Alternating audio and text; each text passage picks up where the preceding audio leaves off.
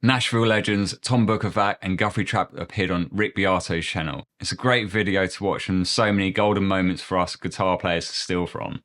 Today, we're going to be diving deep into Tom Bukovac's amazing jazz blues solo. Let's check it out.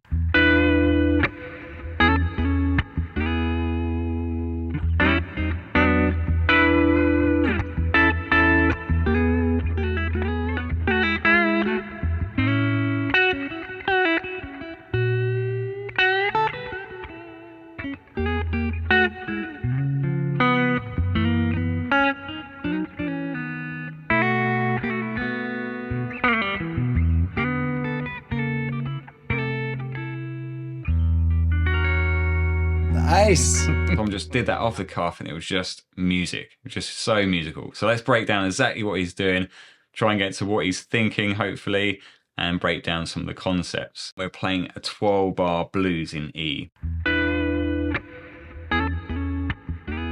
And we've got an open E string, 12 on the D, 9 on the G, 12 on the B. And then he sort of plays those four notes together and then sort of wobbles, and it looks like he's just using the first and third fingers to really kind of wobble that, and his pinky looks like it's staying put.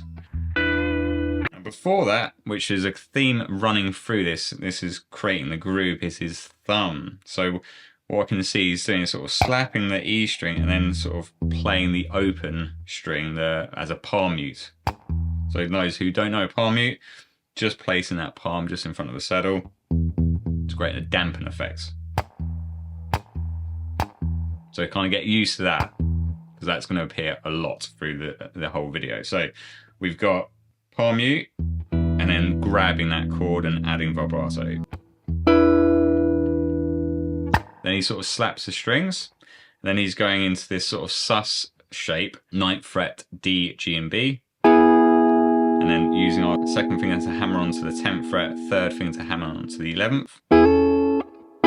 And we do that twice. And then he's sort of sliding into the E chord, which is the 9th fret of the D, G and B, but going from the 7th fret.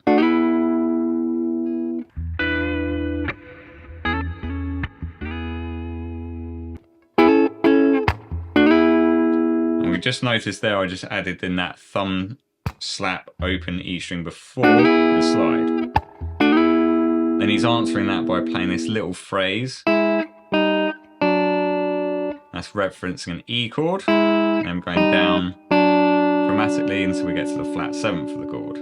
Just before that, we would play that open string in. And again, give that a bit of a wobble. And then from there, we're going back to that original shape. The thumb slap beforehand, and then thumb slap again. Then we go to that sus chord again, but this time we don't hammer on, we just play it straight with an open E string. Then we got the thumb slap, and then we're kind of sliding into that E chord, which is the 5th and the 3rd, 7th fret of the D, 7th fret of the G. Then we're answering it in a different way to the first time. The first one was, this time we're outlining this shape, which is basically just playing in 6ths, going through the scale. But rather than playing like that, he's adding in some little nuances with slides going in to each of these. So rather than going, which is the melody, he's sliding.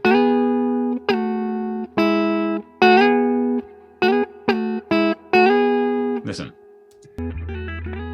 That's really tricky to do. It's very legato sounding. Very smooth. Not how I'm playing it here. Just before that phrase, we do have that open E string, but without the thumb slap, just an open E. Then open E again.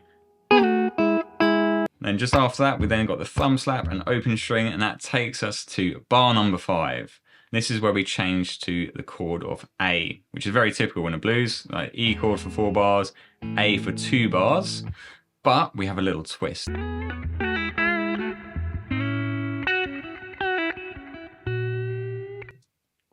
Okay, you can hear that little change at the end there. So first chord, he's doing this.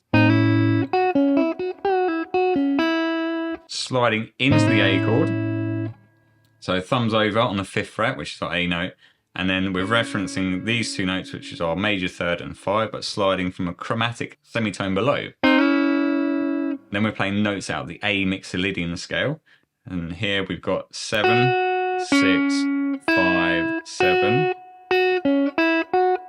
Then he does a pre-bend on the 7th fret, just bending up to the 8th fret. So if you don't know what pre-bend is, we're having to bend to pitch before we actually play it. And let him back down. So you're hearing.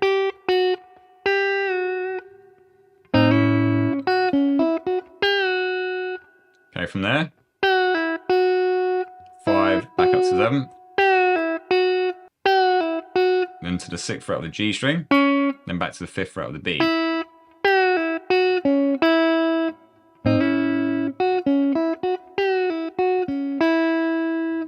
Then comes the change, and in my head he's thinking of A7, then going to B flat diminished, to then go back to an E chord. And rather than just playing a diminished chord, keeping it simple, just playing the bass note, and then still playing out this sort of Mixolydian shape, so not changing the melody too much, but just by adding that note in, just creates a bit more tension before we go back to our E to, yeah, kind of go back home. Now, listen to this. The channel is all about discovering cool, interesting concepts, learning from it, so we can actually create music ourselves. So if that's something you're interested in, please make sure you subscribe and give this video a like. Okay, let's go back to the video. So what's cool about this is that bend.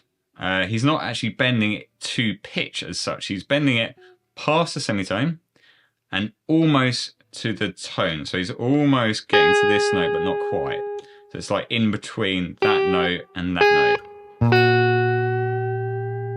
And he's bending that note up again. Then 5 on the high E, 7th fret of the G, and then we've got this bend, but he's only bending a semitone this time. From the 7th up to the 8th fret. Then 7, 5. And then we're playing that 6th fret of the G string, which is kind of like the flattened third of B flat. And then let's listen to what happens next.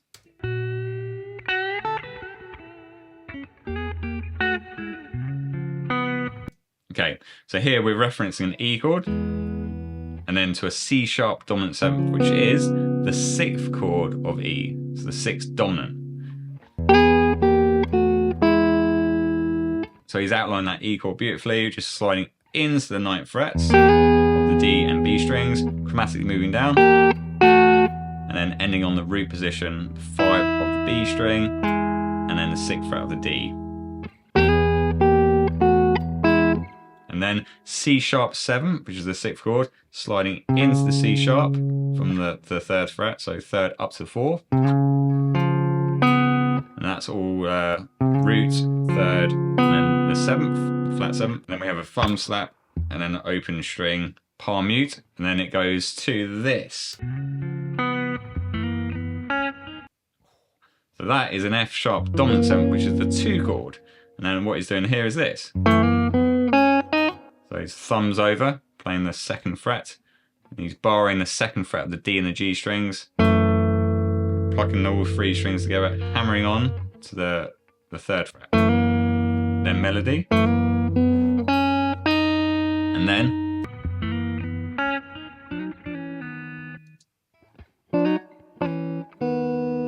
in a very similar shape to what we did with the E chord up here, but this time in the key of B, where you've got this. Sliding into the 4th fret, and then sliding into the 2nd fret, and then we've got our 1st fret on the D string, open B. Everything's so vocal like, and that's another takeaway from this, is just using basic melody, but putting these little embellishments in there. Just makes it sound so much more musical. Definitely recommend exploring much more things like this in your own playing. And I suppose what this is all about really is trying to steal from these amazing guitar players and trying to use them in our own stuff. So let's move on to the next part. Oh, Nice. So here we've got this B7 chord, 2nd fret of the A, 2nd fret of the G, and then he's playing that with an open high E, then using his pinky finger to hammer on to the open high E string. Even that's so nice. And then doing this little slide up to the 3rd fret, back down to the 2nd. Then from there he's just using his pinky finger to pull off the open high E string, and then goes back onto the 2nd fret and then plays the top 3 strings with his index middle ring finger. And then we have another bass note on the A string. And then that's a cool lick, so sliding from the 4th down to the 2nd. Open G, 2 on the D, 2 on the A, open E.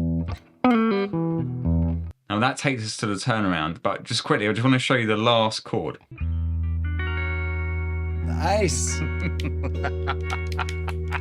13 augmented 11. So we've got an open E string, then he's playing a 12 on the D, 11 on a G, that's all cool, but this bit, 11 on the B, and then 9th fret of the high E.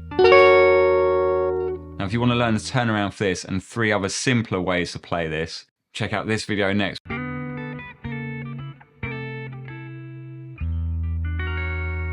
Nice.